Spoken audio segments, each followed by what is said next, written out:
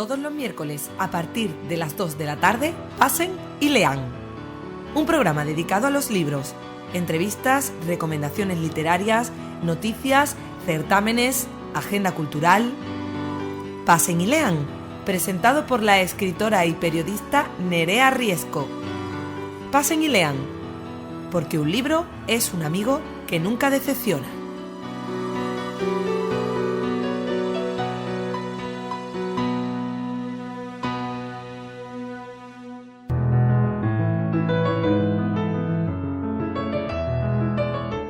Ya está en las librerías Tempus, la nueva novela de Nerea Riesco, un apasionante misterio literario, histórico y científico, una trama narrada con un ritmo trepidante que arrastra al lector por el laberinto del tiempo, conduciéndolo a un final inesperado, que pone en entredicho todo lo que creíamos saber sobre el orden del universo.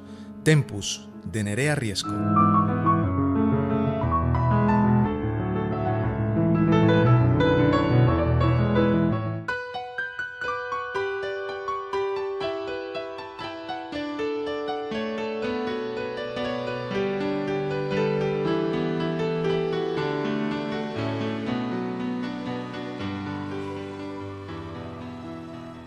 Bueno, un día más, bienvenidos a nuestro programa Pasen y Lean, ya saben, en el que la literatura es la auténtica protagonista. Ya decía Jacques Benigne Bossuet, en Egipto se llamaba a las bibliotecas el tesoro de los remedios del alma. En efecto, curábase en ellas la ignorancia, la más peligrosa de las enfermedades y el origen de todas las demás. Y comenzar el programa de hoy hablando de Egipto no es una casualidad, ya que contamos con la presencia en nuestros estudios de uno de los egiptólogos más destacados de este país, Nacho Ares. Él es periodista y escritor, licenciado en Historia Antigua por la Universidad de Valladolid, ha estudiado egiptología en la Universidad de Manchester. Hasta la fecha ha publicado 16 libros, 10 de los cuales están dedicados a la cultura egipcia. Ha dirigido durante 10 años la revista de arqueología, ha escrito más de 300 artículos que han sido publicados en diferentes revistas especializadas en el mundo de la arqueología y enigmas históricos. Y bueno, todos los años viaja al país de los faraones, donde recopila información que luego publica en forma de libros o que da a conocer por medio de guiones de televisión o de radio. Podemos escucharle en la cadena SER, donde dirige y presenta el programa SER Historia, y también es reportero del programa de televisión Cuarto Milenio, dirigido por Iker Jiménez. Su currículum, como pueden ver, es extensísimo y tendría muchas y muy interesantes cosas que contarles de él, pero hoy Nacho Ares nos está acompañando, así que lo mejor que podemos hacer es hablar con él. Además viene para hablarnos de su nueva novela, El sueño de los faraones. Como sinopsis les digo, se trata de un egiptólogo que intenta averiguar la procedencia de algunos objetos valiosos que han aparecido en las tiendas de antigüedades de Luxor. Su instinto le dice que detrás de todos esos objetos que se están vendiendo como recuerdos a los turistas subyace una tupida red de traficantes que actúa sin el menor escrúpulo, amparados por las autoridades locales corruptas. Lo que tanto él como los ladrones de tumbas ignoran es que ese lugar está siendo saqueado sin piedad y que esconde, además de esos tesoros, la prueba de que algo que sucedió muchos siglos atrás está ahí cuando los faraones gobernaban Egipto. Es una terrible historia marcada por la codicia, la traición y la más cruel de las venganzas. Una aventura que recrea uno de los mayores descubrimientos arqueológicos del siglo XIX, al tiempo que nos sumerge en las apasionantes intrigas cortesanas del antiguo Egipto. Bueno, esto es intriga pura y dura. Buenas tardes, Nacho, bienvenido a Pasen y Lean. Muy buenas tardes, Nerea, ¿cómo estás?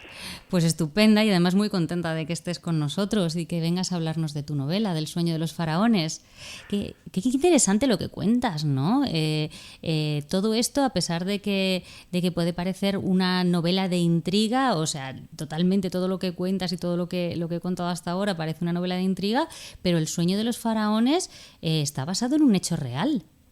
Desde luego, como bien dices, a mí una de las de los elementos de la egiptología, de la arqueología, de la historia antigua que más me interesan es la propia intrahistoria, vida cotidiana casi de esos arqueólogos, protoaventureros, exploradores, que a lo largo de los siglos XVIII y XIX y el primer tercio del siglo XX, pues nos descubrieron la historia de Egipto. Y entre esas historias apasionantes que yo leí de pequeño en un libro clásico, Dioses, tumbas y sabios, de C.V. Ceram, que es una de las mejores historias de la arqueología que se han publicado hasta ahora, una de las que me atrapó es el descubrimiento del escondite de momias reales de Deir el-Bahari en el año 1881, en donde unos aldeanos de Luxor encontraron de forma casual, de forma fortuita, un escondite de momias, una antigua tumba que nadie había descubierto hasta ese momento, ¿no? Después de 3.000 años había permanecido absolutamente olvidada por el paso del tiempo, ¿no? Y bueno, pues empezaron a colocar en el mercado de antigüedades algunas de las piezas que ahí aparecían, y los arqueólogos, siguiendo la pista, el trazado marcado en ese mercado tan oscuro de antigüedades de esos objetos, pues pudieron dar primero con la familia que los descubrió, la familia Abd er-Rasul, y luego con la tumba, ¿no? Es una de las historias más interesantes de la propia historia de la arqueología egipcia en el siglo XIX. No, y además no solamente es real la historia, sino que también los propios personajes que aparecen en tu novela son personajes reales. Yo creo que es al final de la novela cuando explicas si alguno de ellos es una invención literaria para poderle dar forma a la novela, pero por lo demás te has centrado mucho en los personajes reales. ¿Eso no te ha encorsetado a la hora de crear la novela?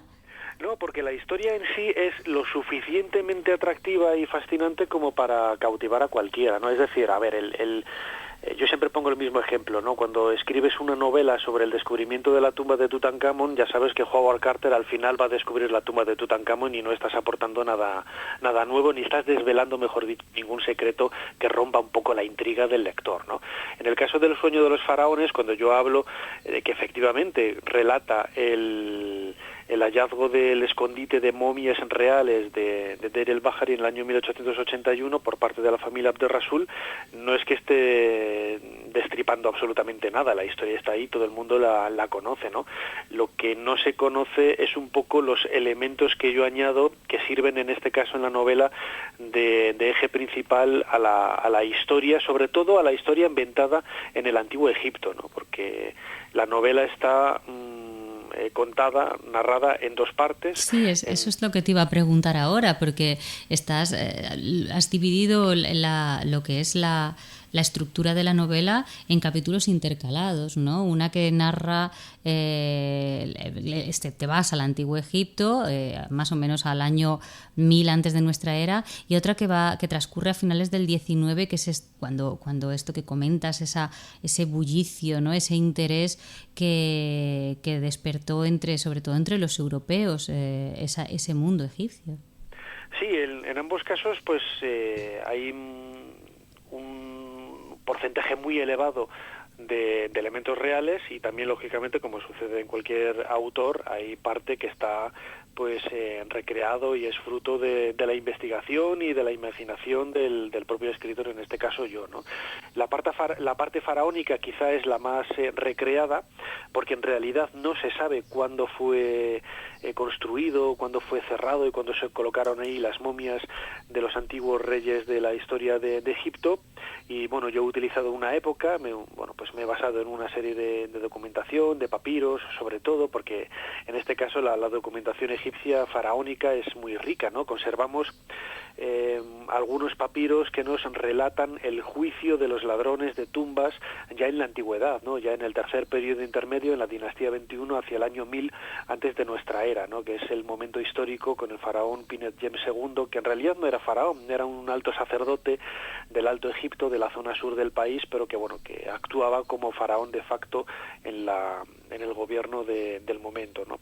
Y con esta documentación, pues yo me he basado para construir construir una historia a partir de personajes reales, que son los que aparecen mencionados en esos papiros, y que, bueno, pues enlaza perfectamente con los mismos escenarios que, pues 3.000 años después, los arqueólogos europeos, con Emil Brooks a la cabeza, el alemán, redescubren el escondite de momias reales, pues en el último tercio del siglo XIX, y con esa intrahistoria un poco que tiene la oscuridad que rodea a los traficantes de antigüedades, ¿no? Pero es que precisamente eso te iba a decir, que parece que bueno, cuando uno escribe historia y echa la vista atrás, parece que es muy complicado narrar una época lejana en el tiempo, lejana a nosotros, ¿no? Pero es curioso lo que hablabas de hacer ese paralelismo entre una época y la otra, y al final estoy convencida de que no te habrá resultado difícil encontrar esos paralelismos, porque da la sensación de que los seres humanos no cambiamos tanto con el paso del tiempo, ¿no? Como que las grandes pasiones, la economía, el dinero, todo este tipo de cosas son los que al final mueven a los seres humanos, y da igual que sea en el 1000 antes de nuestra era que en el siglo XIX, ¿no? Bueno, en el siglo XIX y en la actualidad, porque sí. Si los que se acercan a leer El sueño de los faraones van a descubrir que ese escenario, ese contexto histórico que se desarrolla en el año 1000 antes de nuestra era, es prácticamente el mismo que podemos ver en el siglo XIX, y sería el mismo si la historia pues se hubiera desarrollado en el siglo XXI. ¿Por qué? Porque, como bien decías, la naturaleza humana prácticamente no ha cambiado en todos estos miles de años, y nos seguimos moviendo pues por bajo las mismas metas, ¿no? La codicia, los celos, las envidias, la corrupción. En algunos casos los extremos llegan hasta cometer asesinatos, que se relatan un poco también en la novela. Es decir, son los mismos argumentos antropológicos desde el punto de vista de la investigación más humana los que caracterizan a los personajes de la dinastía 21, de la época faraónica, con los protagonistas de la época arqueológica. Vemos el mismo escenario, personajes distintos, hay 3.000 años de distancia, pero a ambos les mueven todos los mismos sentimientos, tanto en una época como en otra, ¿no? Que es quizás lo que a mí me ha servido para enlazar las tramas de una manera más coherente y buscar esos paralelos, como bien decías, entre unos personajes y otros, tanto en la época faraónica como en la época actual, ¿no? Yo les diría a los oyentes que se estén interesando por este sueño de los faraones, que sería interesante que visiten tu página nachoares.com,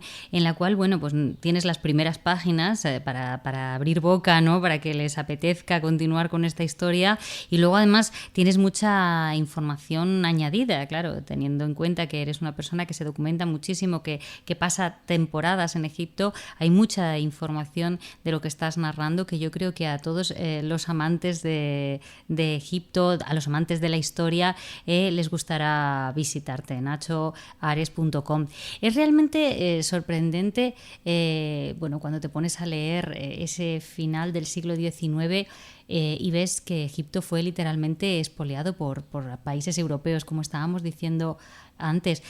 Viajas habitualmente a Egipto y yo no sé cómo se vive para ellos esa idea de que, bueno, grandes cosas han salido de su país y están expuestas en museos europeos como propias, ¿no? No sé cómo se vive allí eso.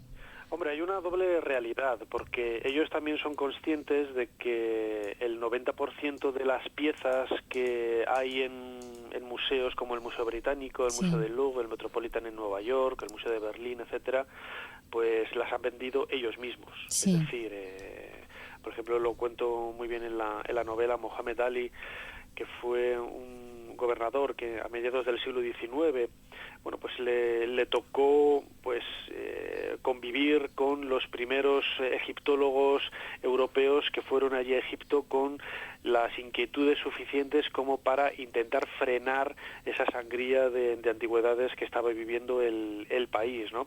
Bueno, pues Mohamed Ali se dedicaba a regalar a tutiplén incluso templos enteros o relieves, tumbas enteras a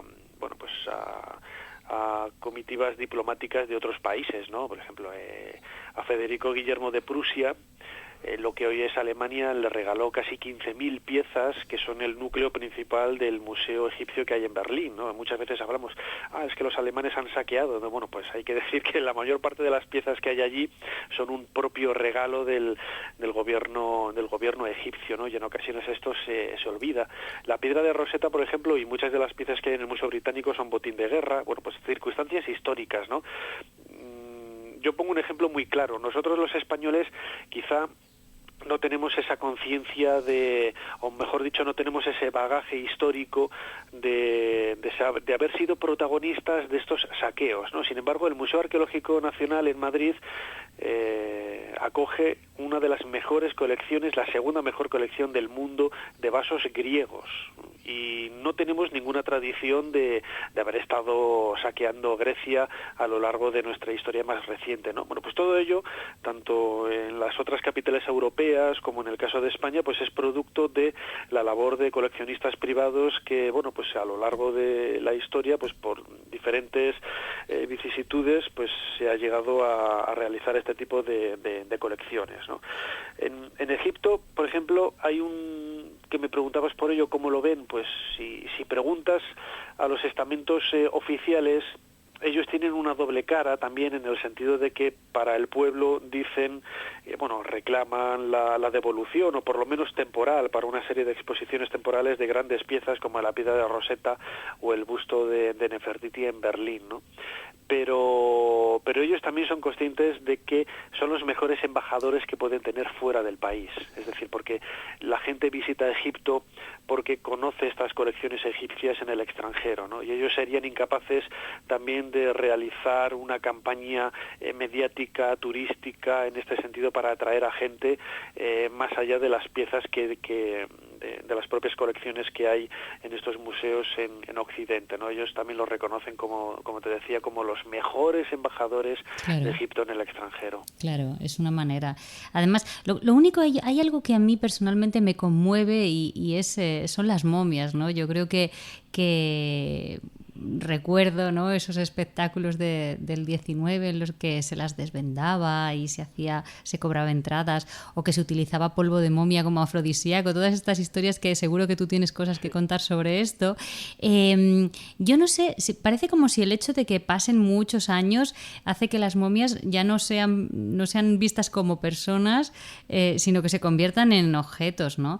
Yo no sé qué sensación tienes, ¿no?, cuando se expone sus cuerpos. ¿Te prevalece para ti el interés científico antes que el ético, ¿no?, de que sea una persona que en un tiempo, bueno, pues tuvo una vida y tuvo una familia y unos amigos y todo lo demás? Fíjate, porque hablando del mundo egipcio, esto tiene una vuelta de tuerca, porque la propia naturaleza de la religión islámica prohíbe o rechaza todo contacto con los muertos, ¿no? Sí. Y claro, en Egipto, todos los compañeros míos que trabajan en el servicio de antigüedades, en el Ministerio de Antigüedades o en el museo, son todos musulmanes. Y cuando les hablas de este detalle, de cómo ven ellos ese contacto con los muertos, porque en su religión, en su cultura, pues es un tema casi tabú, lo ven como personas no tan cercanas a ellos en el tiempo, sino que, pues como ancestros, o como queramos entenderlo de alguna forma, ¿no? Algo muy lejano, no tienen un vínculo directo con ellos, que es lo que les facilita el hecho de poder investigar sobre las momias, ¿no? En los últimos años el trabajo sobre este tipo de cuerpos ha sido extraordinariamente, ha sufrido una extraordinaria evolución, y como bien decías ahora, en el siglo XIX, esas momias que llegaban con algunos viajeros que las habían comprado allí en Egipto, y se procedía al desvendaje del cuerpo casi como una especie de reunión social, era una de las cosas más snob, ¿no?, del siglo XIX, pues todo eso ha quedado un poco atrás, y en la actualidad los métodos modernos de trabajo permiten estudiar de una manera muy intensa la momia, el cuerpo, sin necesidad siquiera de abrir el ataúd en el que se encuentra, ¿no? Porque sí, con una tomografía axial computerizada, un TAC, un escáner, te puedes acceder a toda esa información sin necesidad de de manipular el cuerpo, que es también uno de los miedos. Y bueno, dentro de esa ética profesional que hay entre los arqueólogos, pues el hecho de que cuanto menos se toque el cuerpo de esa persona que vivió hace miles de años, pues mejor, ¿no? Y en el caso de El sueño de los faraones también se toca un poco esa ética, y sobre todo esa sorpresa que tuvieron los arqueólogos al llegar a la tumba y descubrir que los cuerpos que había allí almacenados eran en realidad los cuerpos de esos protagonistas de la historia de Egipto, que durante décadas ellos habían conocido en relieves, en pinturas, en estatuas, en menciones de grandes textos que daban forma un poco a la historia de Egipto, pero nunca les habían podido poner el rostro, ¿no? Nunca se había visto la cara de Ramsés II, de Tutmosis III, de otros grandes reyes de la historia de Egipto, ¿no? Esto debió de ser también un elemento casi de shock que Émile Bruce, Gaston Maspero, Wilbur, todos los protagonistas de la novela que estuvieron allí en ese trabajo azaroso del escondite del Bahri, pues que tuvieron que convivir con él, ¿no? Recordarles a nuestros oyentes que estamos hablando con Nacho Ares de Su sueño de los faraones, una novela editada por Grijalbo, en la cual, bueno, Egipto nos descubre unos poquitos más de sus secretos, porque es verdad que Egipto es uno de esos lugares que a todos nos hechizan, yo creo que desde la infancia. Nos hemos criado viendo películas, leyendo novelas que nos hablan de la construcción de las pirámides, de las momias, de unas reinas hermosísimas, eran bellísimas esas reinas egipcias. ¿Por qué crees, Nacho, que nos deslumbra tanto el antiguo Egipto? Pues mira, todos los compañeros que tengo, egiptólogos o egiptolocos, como digo yo, como nos definimos también, sí, está muy bien. Hemos empezado a quedarnos un poco enganchados en el terreno de la egiptología precisamente siendo niños, ¿no? O durante la adolescencia, ¿no? En mi caso fue con 13, 14 años cuando leí el libro Dioses, tumbas y sabios de C.V. Ceran para un trabajo de lo que era antes primero de BUP, ¿no? Sobre el descubrimiento de la tumba de Tutankamón, y ahí quedé pues prendado, enamorado de la historia de esos descubrimientos y de la historia propiamente desarrollada en época faraónica. Y Egipto siempre ha sido una civilización que ha estado vinculada al mundo del misterio, de lo desconocido.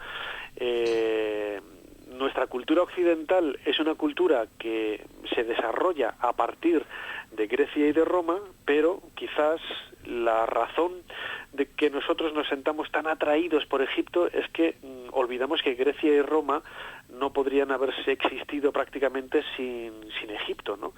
Hay infinidad de elementos de su cultura, de la cultura clásica, que derivan del mundo faraónico, al igual que de otras culturas, ¿no? Como Mesopotamia y otras culturas del Oriente Próximo.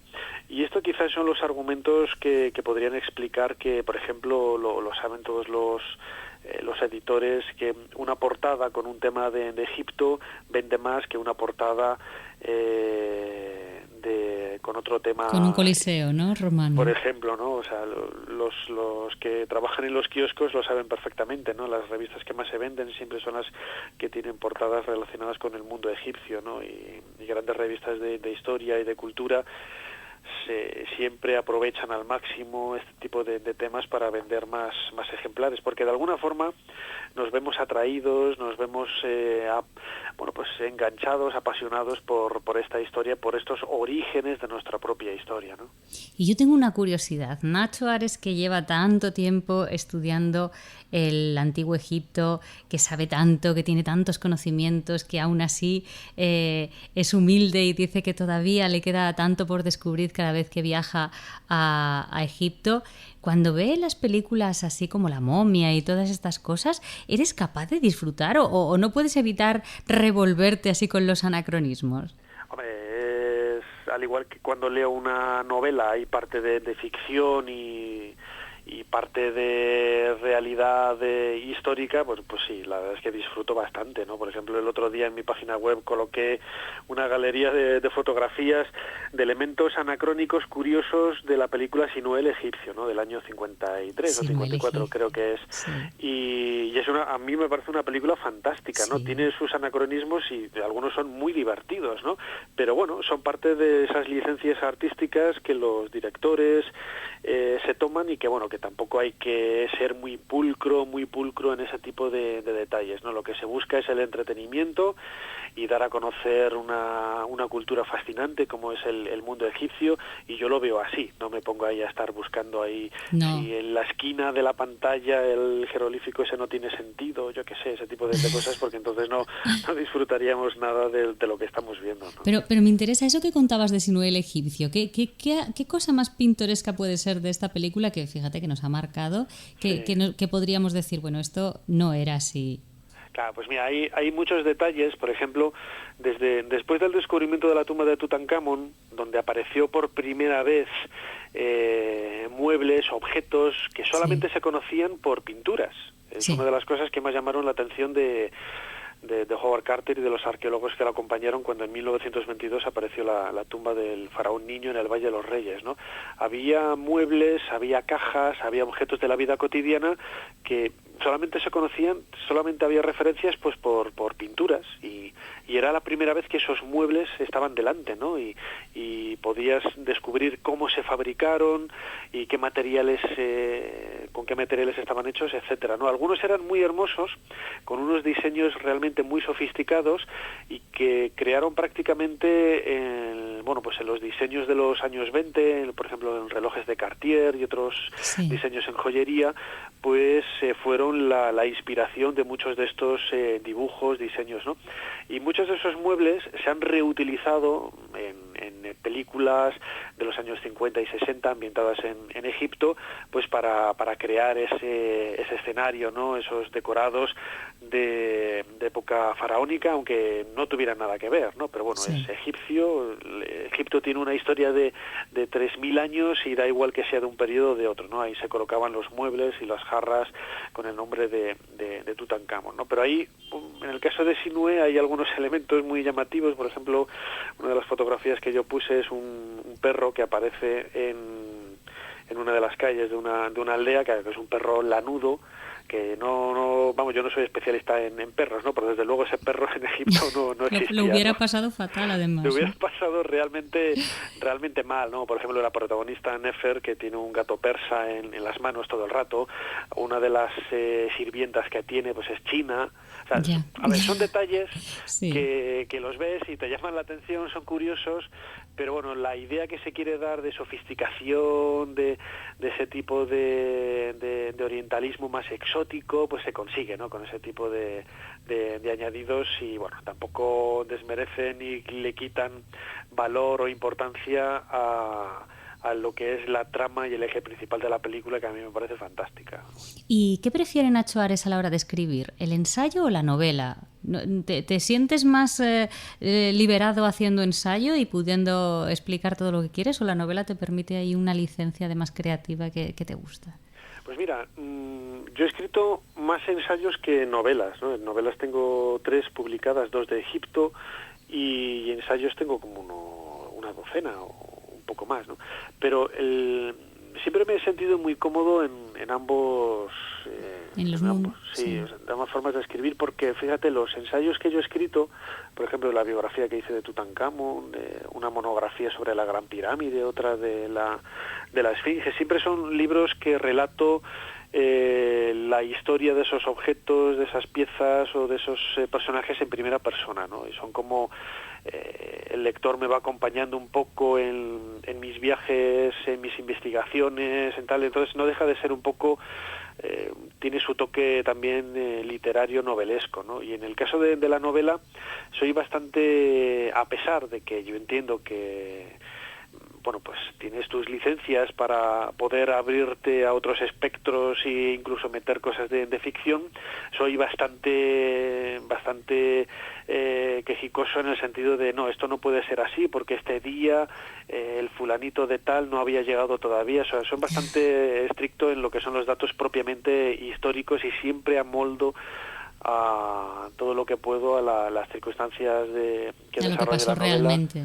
a lo que pasó realmente, ¿no? Lógicamente, bueno, pues, para eso, cuando invento algo, por ejemplo, en las 2 novelas que he publicado con Grijalbo, La tumba perdida, y esta última, El sueño de los faraones, en ambos casos he colocado al final una suerte de epílogo epílogo de aclaración en donde explico la realidad histórica de los hallazgos y lo que sucedió realmente con cada uno de los personajes, que es lo que pasó en la novela, y los que están inventados y los que no, que son los mínimos, los que están inventados siempre.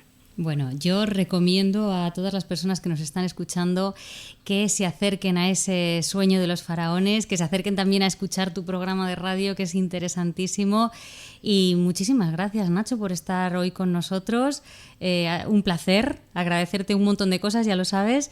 Sí. Y nada, que mucho éxito en todo lo que haces, que ya lo tienes, pero bueno, yo te lo lanzo desde aquí. Gracias, Nacho, por acompañarnos. Gracias a ti por la invitación y ha sido un verdadero placer compartir contigo estos minutos hablando de Egipto. Muy bien, muy fuerte. Un beso. Bueno, pues nada, nos despedimos, se nos hace siempre muy cortito el programa. Ya dice el proverbio hindú, un libro abierto es un cerebro que habla, cerrado un amigo que espera, olvidado un alma que perdona y destruido un corazón que llora. Les esperamos la semana que viene, el miércoles a las 2 de la tarde.